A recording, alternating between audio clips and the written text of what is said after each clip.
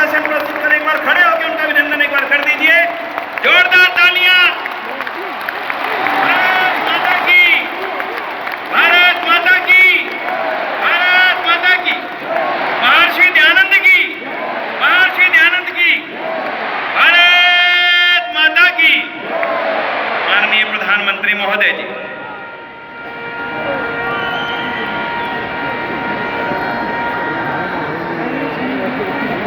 कार्यक्रम में उपस्थित गुजरात के राज्यपाल श्रीमान आचार्य देवव्रत जी, सर्वदेशीय कार्य प्रतिनिधि सभा के अध्यक्ष श्री सुरेश चंद्र आर्य जी, दिल्ली आर्य प्रतिनिधि सभा के अध्यक्ष श्री धर्मपाल आर्य जी, श्री विनय आर्य जी, मंत्रिमंडल के मेरे साथी जी किशन रेड्डी जी,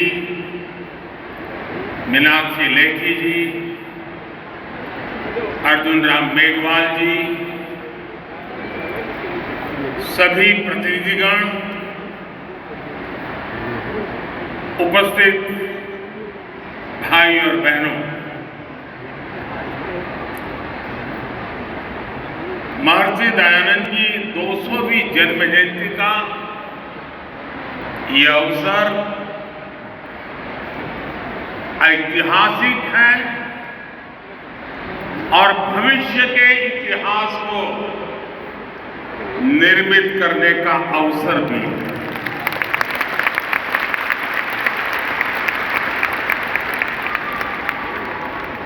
ये पूरे विश्व के लिए, मानवता के भविष्य के लिए प्रेरणा का पल है। स्वामी दयानंद जी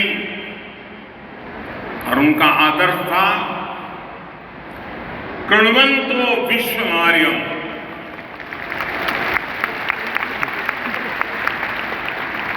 अर्थात हम पूरे विश्व को श्रेष्ठ बनाएं,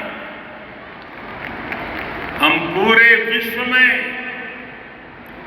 श्रेष्ठ विचारों का, मानवीय आदर्शों का संचार करें। इसलिए 21वीं सदी में आज जब विश्व अनेक विवादों में फंसा है, हिंसा और अस्थिरता में घिरा हुआ है, तब महर्षि दयानंद सरस्वती जी का दिखाया मार्ग करोड़ों लोगों में आशा का संचार करता है।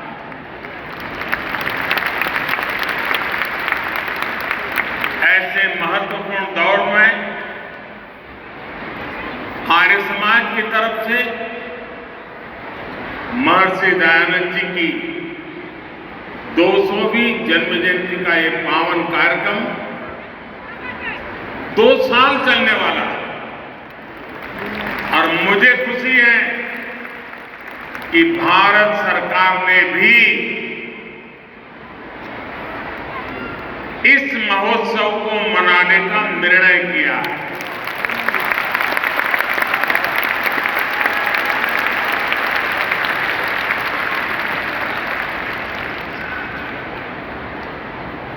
मानवता के कल्याण के लिए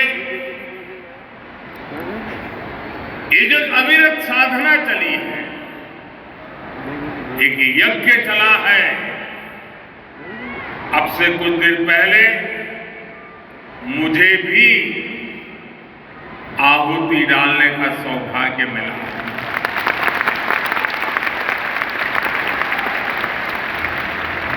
अभी आचार्य जी बता रहे थे,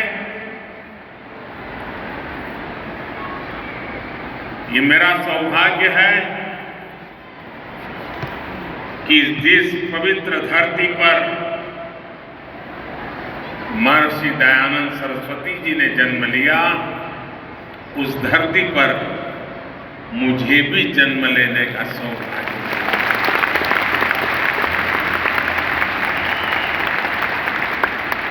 उस मिट्टी के से मिले संस्कार, उस मिट्टी से मिली प्रेरणा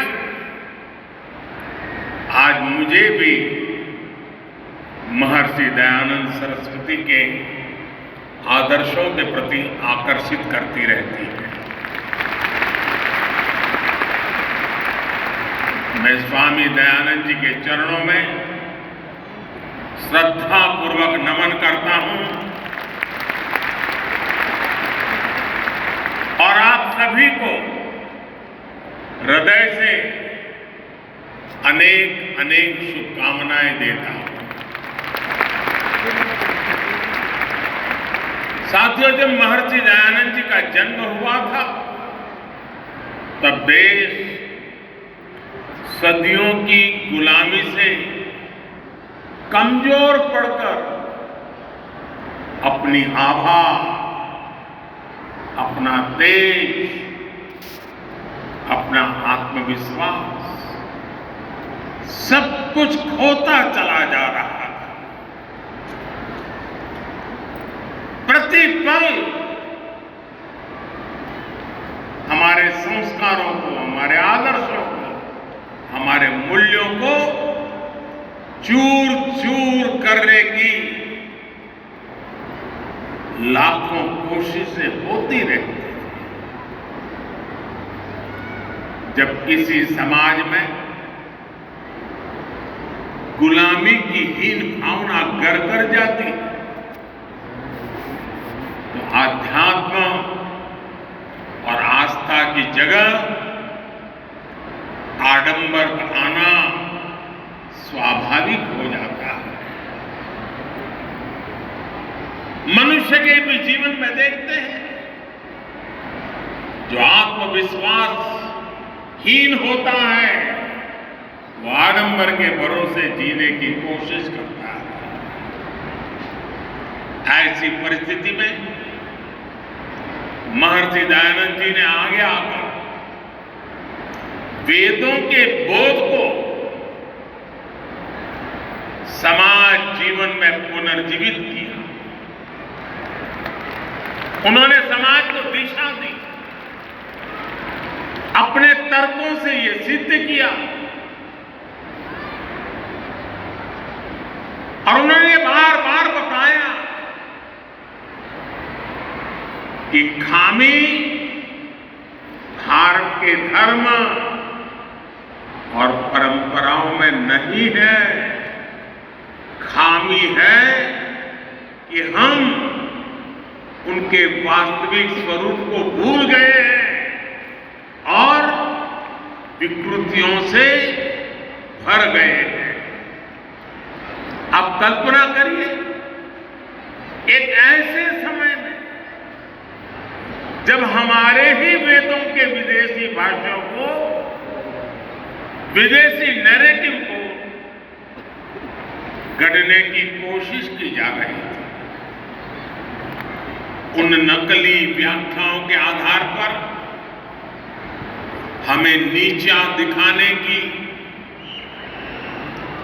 हमारे इतिहास को, परंपरा को भ्रष्ट करने के अनेक विध प्रयास चलते थे। तब महर्षि दयानंद जी के ये प्रयास एक बहुत बड़ी संजीवनी के रूप में, एक जड़ी बूटी के रूप में समाज में एक नई प्राण शक्ति बनकर के आ रहे हैं।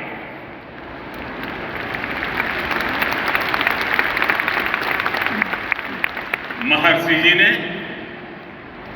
सामाजिक भेदभाव, ऊंच नीच, छुआछूत ऐसी समाज में घर कर गई अनेक विकृतियां, अनेक बुराइयों के खिलाफ एक सशक्त अभियान चलाया। अब कल्पना कीजिए,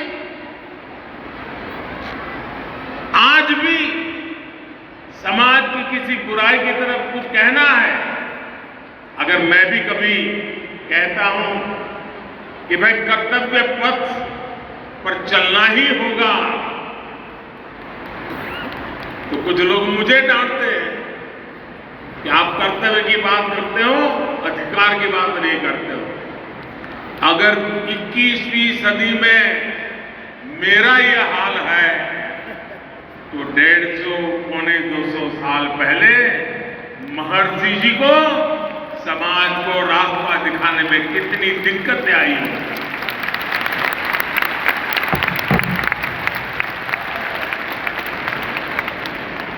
जिन बुराइयों का ठिकरा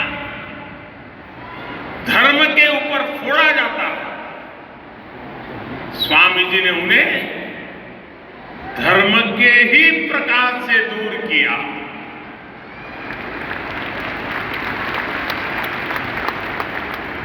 और महात्मा गांधी जी ने एक बहुत बड़ी बात बताई थी और बड़े गर्व के साथ बताई थी। महात्मा गांधी जी ने कहा था कि हमारे समाज को स्वामी दयानंद जी की बहुत सारी देन है, लेकिन उनमें अस्पृश्यता के विरुद्ध घोषणा सबसे बड़ी देन है। महिलाओं को लेकर भी समाज में जो रूढ़ियां पनप गई थी, महर्षि दयानंद जी उनके खिलाफ भी एक तार्किक और प्रभावी आवाज बनकर के उभरे। महर्षि जी ने महिलाओं के खिलाफ भेदभाव का खंडन किया, महिला शिक्षा का अभियान शुरू किया, और ये बातें 150 पौने 200 साल पहले की है। आज भी कई समाज ऐसे हैं जहां बेटियों को शिक्षा और सम्मान से वंचित रहने के लिए मजबूर करते हैं। स्वामी दयानंद जी ने ये बिगुल तब फूंका था जब पश्चिमी देशों में भी महिलाओं के लिए समान अधिकार दूर की बात थी। भाई और बहनों, उस कालखंड में स्वामी दयानंद सरस्वती जी का पदार्पण पूरे युग की चुनौतियों के सामने उनका उठ करके खड़े हो जाना यह असामान्य था। किसी भी रूप में वो सामान्य नहीं था। इसलिए राष्ट्र की यात्रा में उनकी जीवन उपस्थिति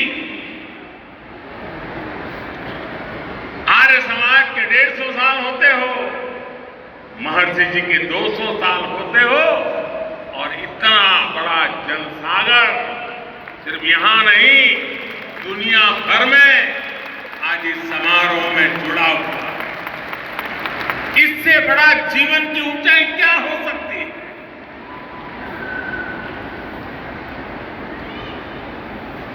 जीवन जिस प्रकार से दौड़ रहा है, मृत्यु के 2 साल 10 साल के बाद भी जिंदा रहना असंभव होता है। 200 साल के बावजूद भी आज महर्षि जी हमारे बीच।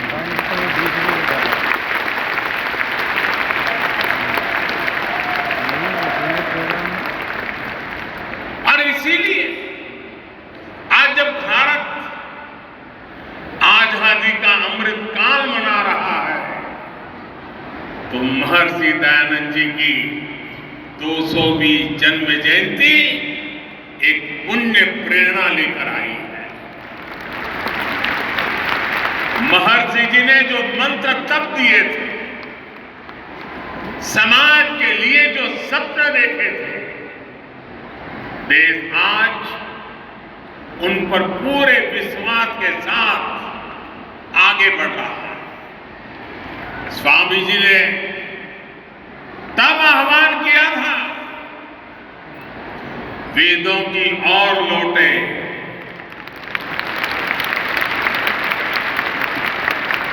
आज देश अत्यंत स्वाभिमान के साथ अपनी विरासत पर गर्व का आह्वान कर रहा है। आज देश पूरे आत्मविश्वास के साथ कह रहा है कि हम देश में आधुनिकता लाने के साथ ही अपनी परंपराओं को भी समृद्ध करेंगे।